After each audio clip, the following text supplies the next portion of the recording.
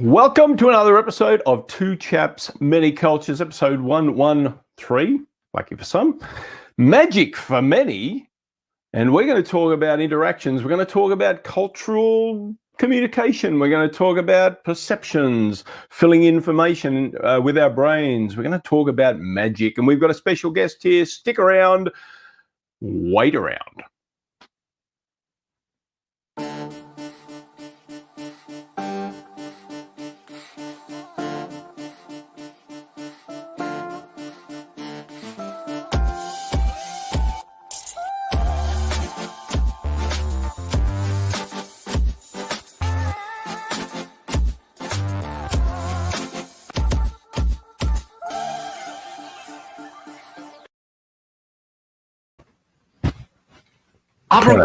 Here we are.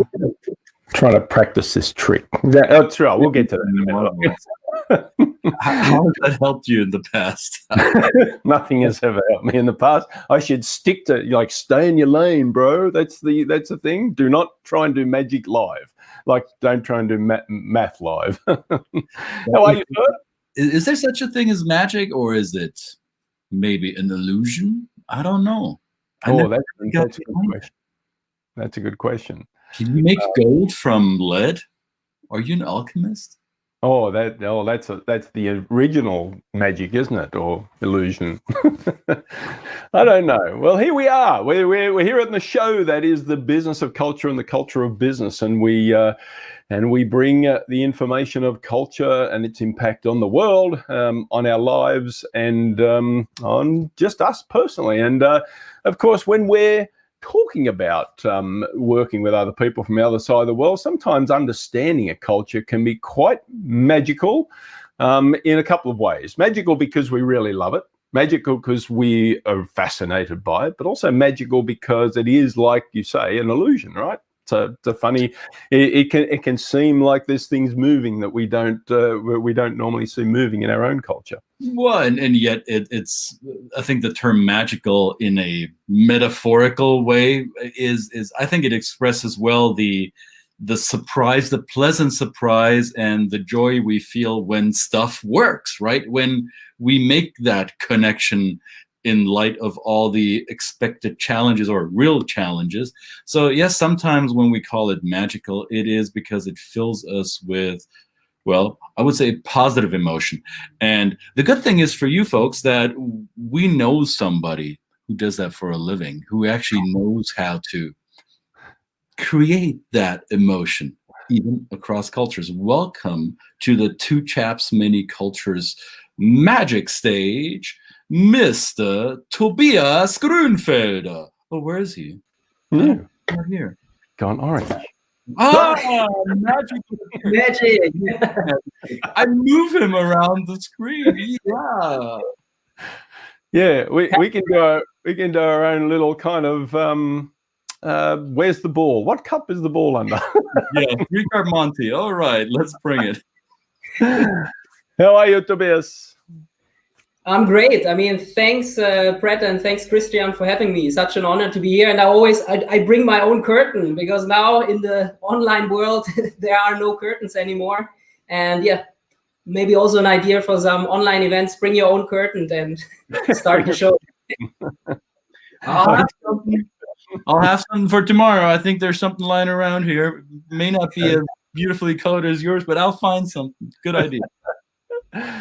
Absolutely. So Tobias, where are you joining us from today?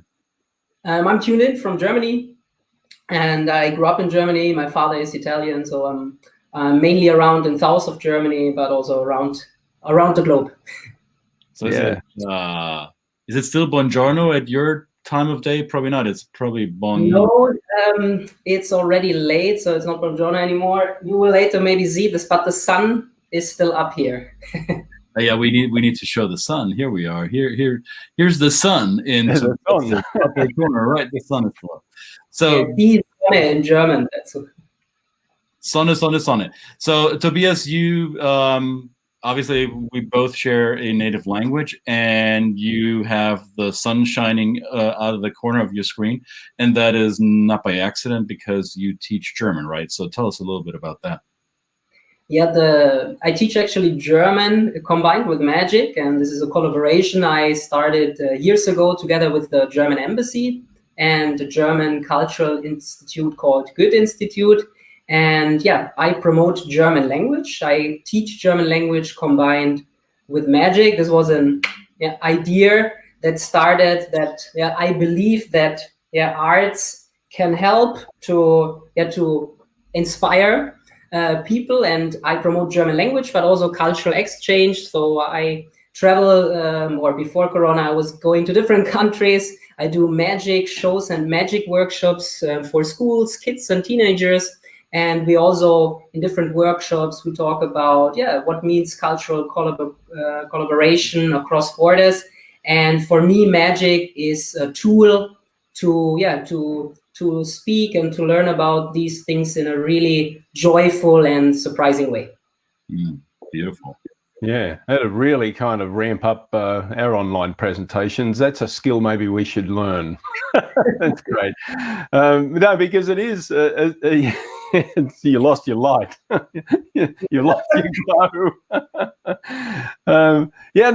So I thought it was fascinating when I saw Tobias demonstrate this at a recent conference, and I thought, what a magical way to really express the culture and apply it, and it must be great for kids. I think this is. I mean, there was a bunch of adults on that thing, and I could see the reaction of the adults. So it's not just for kids. So, what kind of made you think of this when were you doing like magic as a kid before you got into academics and that kind of thing? I mean, I started with magic years ago when I was 13, 14. Right now, I'm doing my PhD, so I do research in the field of interculturality and transculturality. And for me, magic is just, as I said, it's a tool. It's an example. There are also other performing arts. So when I talk about magic, I always talk in the sense of performing art. There's also, I'm not talking about magic, for example, compared to religion or so on. This is another research area. So I'm talking about performing arts.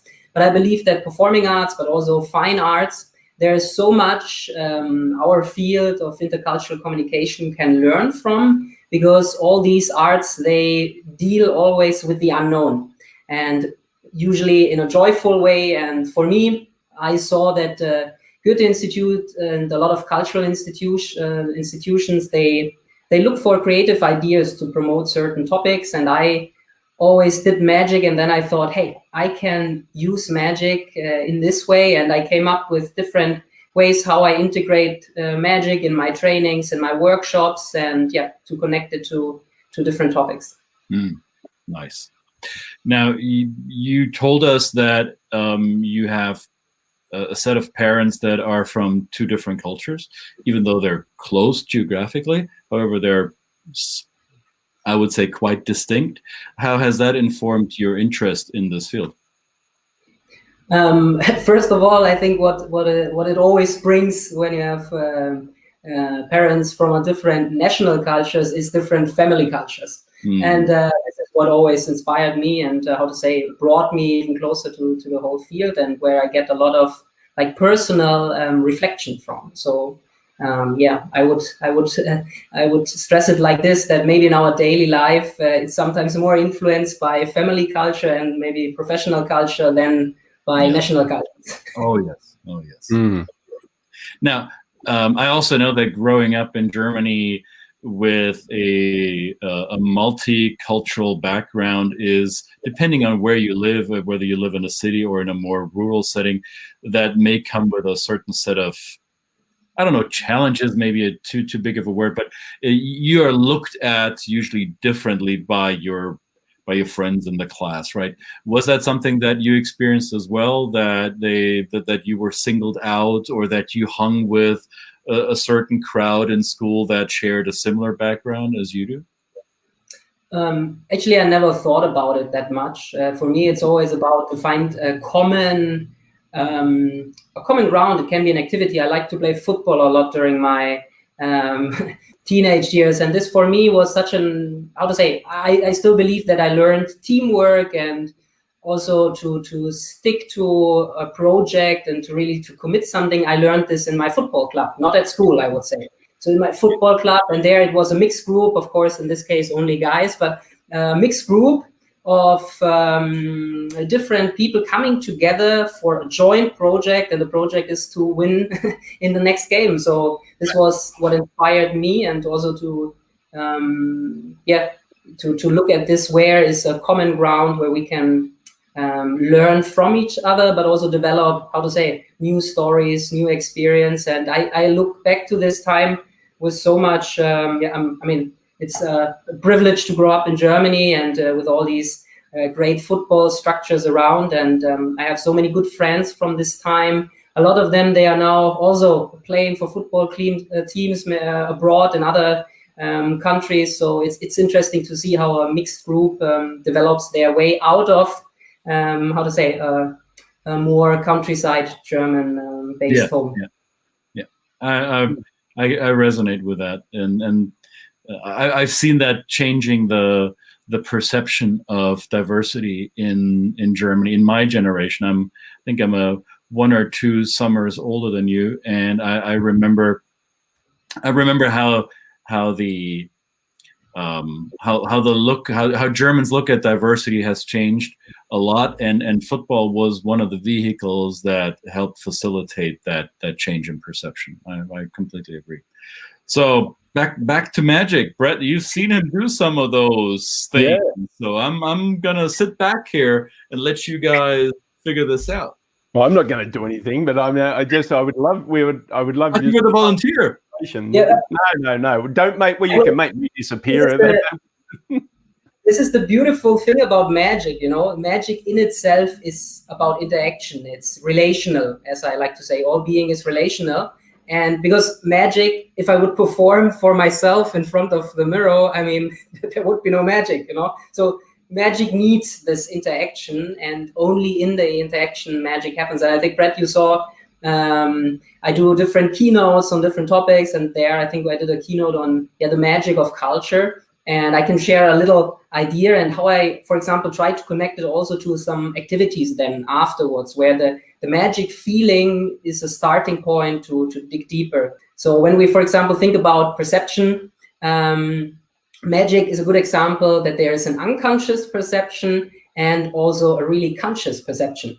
And I want to demonstrate this with an easy little way. I have here, you can actually draw it yourself. You just need a white sheet of paper, some dots on it. You have on the one side 4, on the other side you have 1, and on the other side you have, 6. Again, we do it again. So on the other side is 3, or 1 moment. So on the one side, 4, on the other side 1, and on the other, 1, no, I'm a bit confused right now, but this is what I call unconscious perception. Maybe a few people and who's watching, maybe you got an idea how this is possible. And if I remove my hand now, you see I'm hiding with my hand, of like that dot. And if I hold it like this, it's 4. And if I do it like this, and I do it really convincingly, and I say it's 6 black dots, our brain fills in the rest. Unconscious perception, and it's happening every day in our daily basis, especially in the cultural field. We presume things that maybe are not existing. I still believe, we have so many cultural briefings about certain countries, and then we go there already with a perception how it's going to be, but then, there is nothing, or it's actually not as I expected. So like this, it's 6. If you want to make this your own, you just have to draw 2 points on the bottom, and you can draw 1 point on the left. But if you're clever, you can also do the same thing and draw the dot on the right side. And on the other side, it's also the same. For Australian, that would be better. On the left, on the left, looking at you. It's the same on the other side. You have like 1 dot, and here you have, you have like if I hold it like this, 3. What is really important for a magician that you never reveal the trick. So you should not, during the trick, remove your hand, because then conscious perception is possible. Real magic will happen. And I still believe there's a lot of unconscious perception, but what is more powerful is conscious perception. And I sometimes imagine much more, because magic is about the unimaginable is imaginable. And yeah, I think Einstein said it quite well by saying sometimes fantasy is more important than knowledge, because knowledge is limited. This was great. Or as our friend from Turkey, Kadir Yilmaz, merhaba Kadir, you are perfect. See, there you are. Now we know. Thank you very much. Oh, this is amazing. So I like the trick up to a certain point, because I could see that I could replicate that easily, or with a little bit of practice, and then maybe not. Okay. For me, as I said, this is like a trick which is bringing some emotions to the people. It's surprising, inspiring, and then I combine it to maybe little activities. And one example is, for example, maybe a few of you know it, I have another black dots here. And here you can see 9 black dots. And then I always give the audience a little exercise. Can you combine all of these dots with 4 lines without lifting the pen? Yeah. And this is a funny exercise. It's connected to the magic trick I did before with the black dots. So can you combine? And I think if you try it now in your head, or you will always, I remember for myself in the beginning, there's always one black point is missing. And it made me really go nuts, like what I'm doing wrong. And just to give you an idea, I shortly make the solution. And while you do that, we're going to say hello to another audience member, Sarah 𝙒𝙬𝙤 𝘾𝙪𝙡𝙪. I'm not sure if I'm pronouncing that properly, so forgive me if I just butchered that. She says, I believe that teachers should try to be a clown, a magician, whatever the situation needs to grab students' attention. I think Sarah has got a point right here. Yeah, absolutely. I can just agree. That's what I'm doing in my teacher workshops. Teachers should be artists in a sense, learning how to moderate a learning journey. And it's about attention. And it's not about only, I mean, magic is a tool. There's that one magic moment where, let's say, all the attentions comes to one specific point, but it's about building these.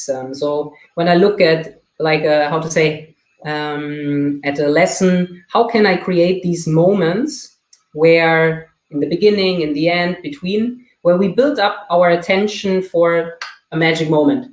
And magic, I think, the perspective from a magician can help to rethink certain, how to say, aspects, how we want to create attention, but we can talk about this later. So you connected the dots for us here? Yes, look, so now you can see the answer, and this is what's interesting, or what was my finding, is you have to think somehow outside the box, because our perception is so based on, like on the square, on geometric figures, and we don't actually, see that I can just draw outside here, and then it's possible. So this is a little activity, I can do during the trainings, workshops, and connect it to the magic, and we talk about how our perception is influencing us in our daily life. I've used this exercise before, and I found that a lot of it depends on a person's personality type, how they go about solving it. So if a person has a more creative or free spirit, so to say, they don't mind going outside the perceived square, because there is no square, there's only 9 dots, right? And then there are the people who like their systems and structure, who follow the rules, who really struggle with that exercise. So I love this because it helps us as interculturalists shed light on the fact that not all human behavior is influenced by our culture. A lot of it is, and yet there is another component to our behavioral preferences, which is our personality type. And we can't look at these two things, or these two elements in isolation. We need to look at them together, right? You got a fan here, Tobias, Gary Thomas, a Brit in Germany who is struggling with German pronunciation, unless this is your nickname, Tobias. I'm not sure. No, I mean, I know Gary. It's great to see him here. Sorry, Gary, I had to yank your chain a little bit. All right, I'm excited. Is there more tricks to come? How long can we go? Do we need to start charging people for this? It depends how long it continues, but I'm always ready to connect and share my magic in different locations, or to develop new forms, how magic can be connected to certain topics. As I said, this was just a little example how I try to connect magic, and I still believe even the dot exercise, thanks for pointing this out with the personality traits. What always is for me, the next step, what takes it even further, is that the people in the group share their experience about, there are people who are more creative for the struggles they have, that we share this mutual different learning processes. And because I think in these little exercises, there's so much we can learn from each other. And yeah, I mean, just to give you an idea, when I try to teach magic with for example, for the German language in different countries, in Brazil or the Baltic states, or in Kenya and Africa, I use big vocabulary cards, to make sure.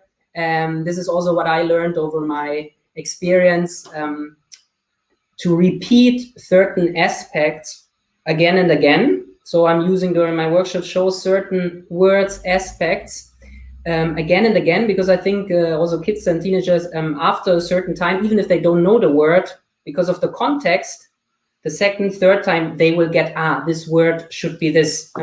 And I use, for example, different big vocabulary cards. I develop magic tricks with vocabulary cards. Or for example, here I have in German der Löffel, the spoon, and das Messer, Essen. And I can actually show you, we need the spoon and the knife to eat. And I have actually here for you, I can show you, I have a spoon and a knife. And with this little magic trick, I want to highlight one aspect about what a magic perspective can offer. I have here a little box, because magic sometimes happens in a box. And I have here a little box with a spoon drawn on it, and this comes just in here, suck.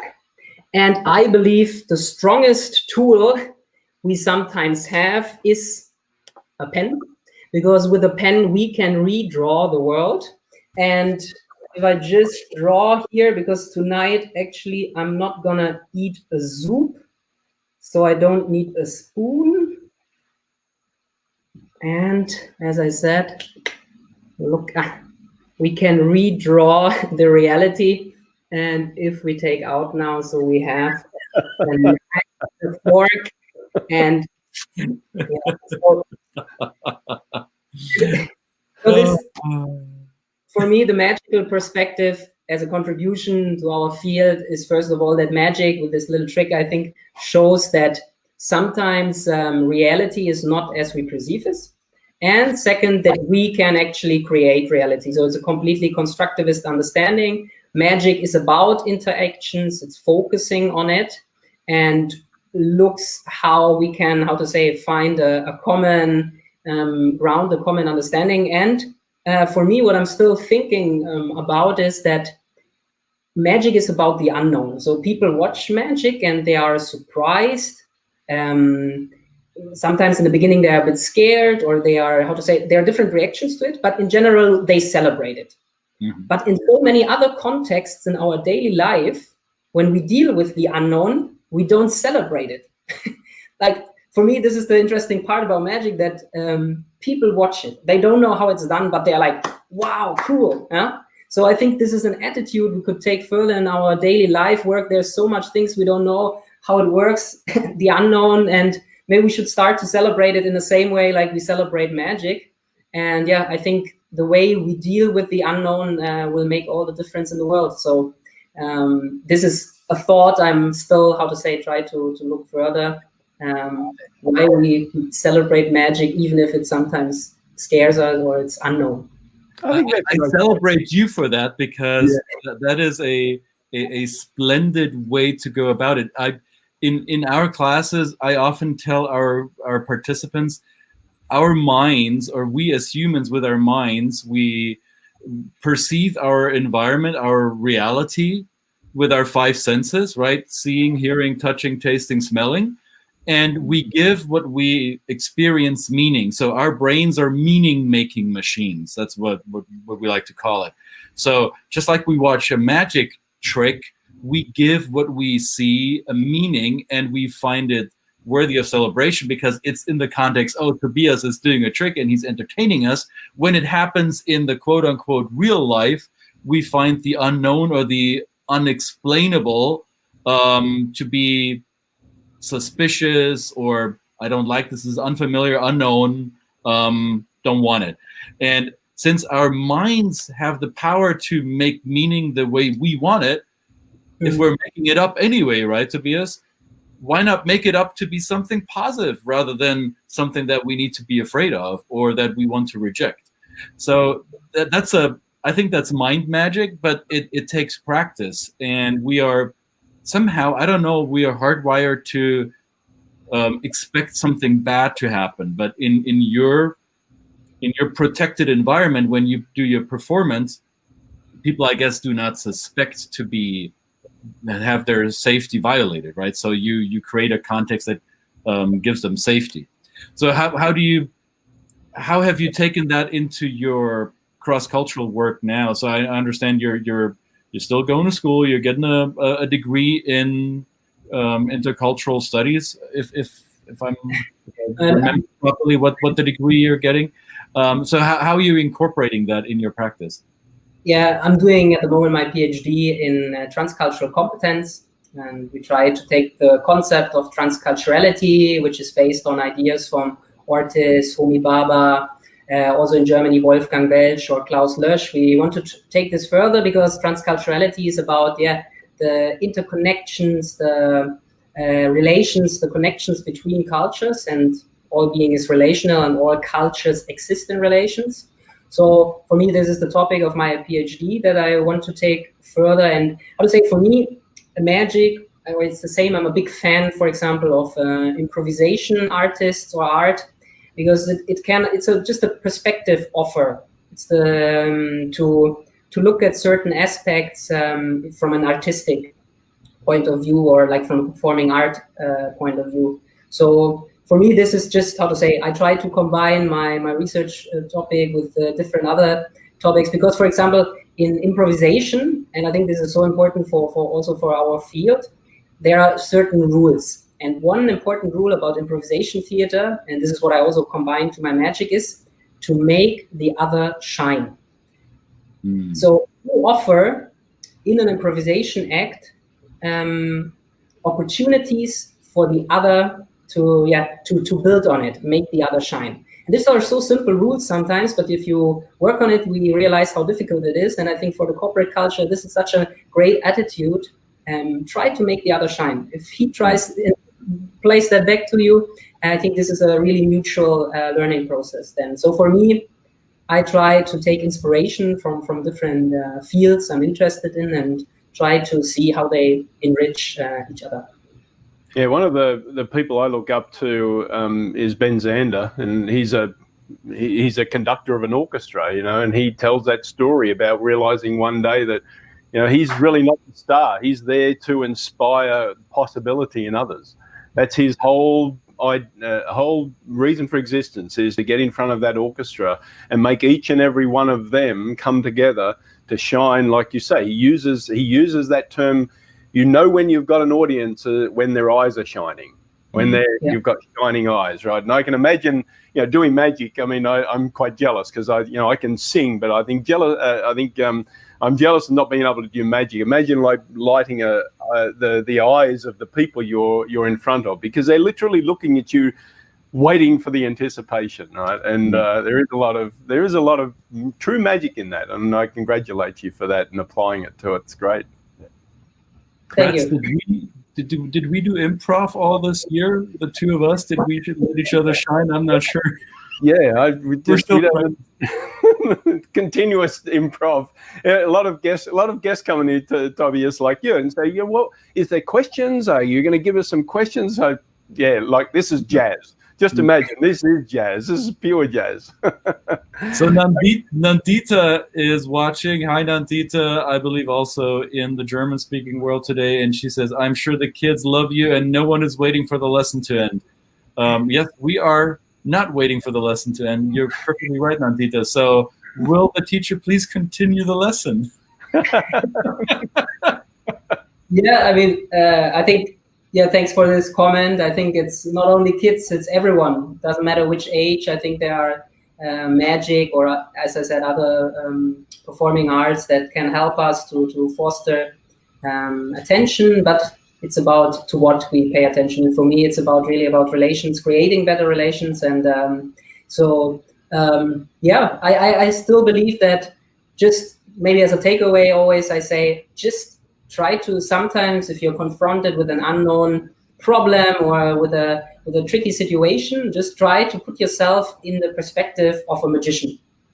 Just by putting yourself in this perspective, because a magician is trying to, how to say, he's not connected to some reality laws. So it's really opening up your mind to what could be actually possible, or how would the problem look like if it's not existing, if you just snap the finger and it's gone, how that would actually be, or what would the situation look like. So just that perception to take, let's be magicians for today. And I believe this can, how to say, set a lot of things free and make a lot of things possible. And yeah, maybe as a last little trick, we can do this together and I can show you that everything is possible. And look, Brett, I hope you can see it through the camera. It's a card deck. It's here in my hand, a red deck of cards. I hope you can see it. If not, imagine it. Okay, it's a red deck of cards. I take it, I put the box by side, I shuffle the cards, and now, Brett, I give the cards quickly to you.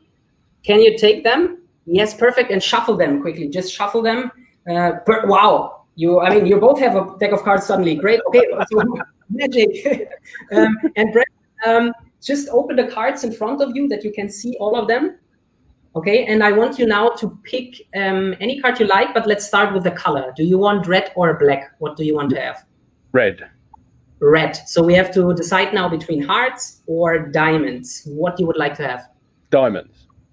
Diamonds. Okay, and now we need a number like the 2, 3, 4, 5, 6, 7, 8, 9, or 10. Any number? 8. 8. You can still switch now if you want.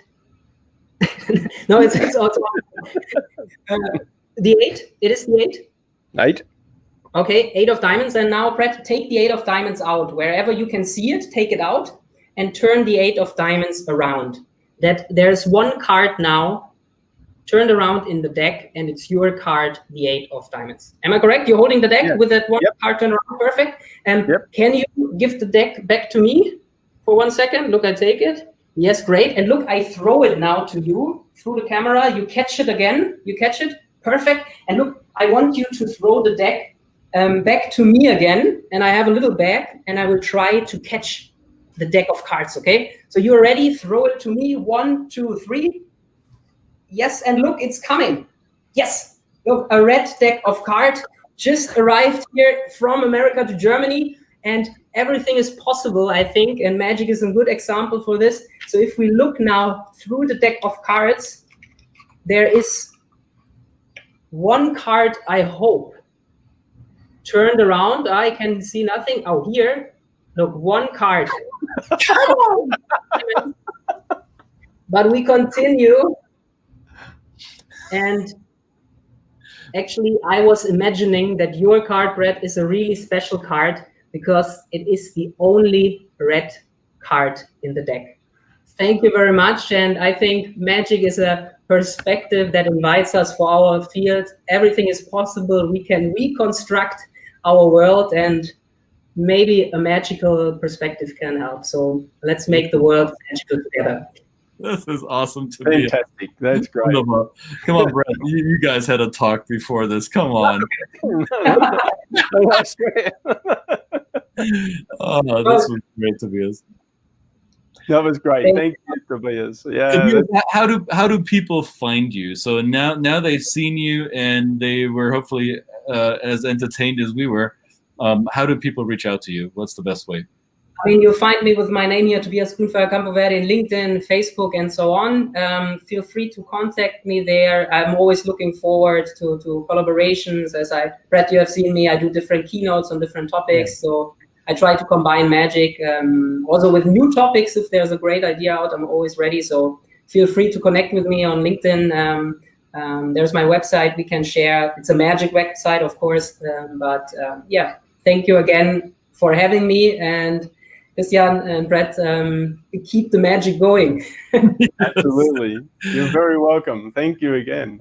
Thank you. Danke. Grazie, Tobias. Have a wonderful rest of your day, afternoon, evening. And this was Two Chaps, Many Cultures on this Wednesday. Brett and I will do some improv again tomorrow. Watch out in this space. We'll have the announcement up soon. See you tomorrow. Thanks again, Tobias. Bye, mate. Bye.